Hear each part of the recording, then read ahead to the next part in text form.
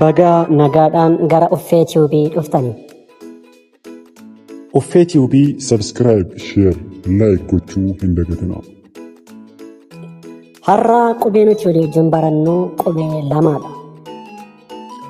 Qubeen jalqabaa faa jedhama.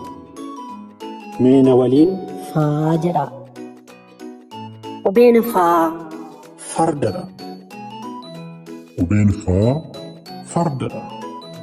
farda jechuun beelada manaati. Fardi jabaa fi saffisa kan qabudha. Fardi namoota akka gaariitti isaan tajaajiluu Yookaan isaan gargaaruu danda'a. Ba'aa baachuuf kanneen kana fakkaatanii. kanaaf qubeen faa fardadha. Meena booddee jedha.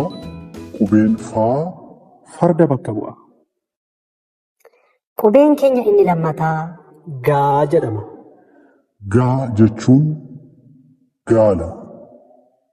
Meena faana gaa jechuun gaala jedha.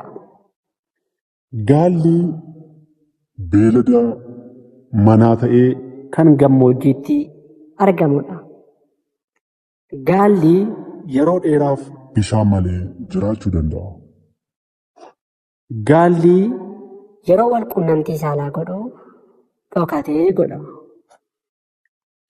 Gaalli yeroo wal quunnamtii saalaa godhu yeroo dheeraa Irra tura. Har'a qubeen waliin barannee qubee faa fi gaa jedhamudha. Faan farda jenneerra. Gaan gaala jenneerra. Uffee Tiyuubii subscribe, like, Sheer koomentii gochuu hin dagatinaa. Biyya irraa daawwattan koomentii jala nuu ka'a. Uffee Tiyuubiin daa'imman keessan afaan Oromoo barsiisuudhaaf yuutuubii filatamaadha. galatoomaa.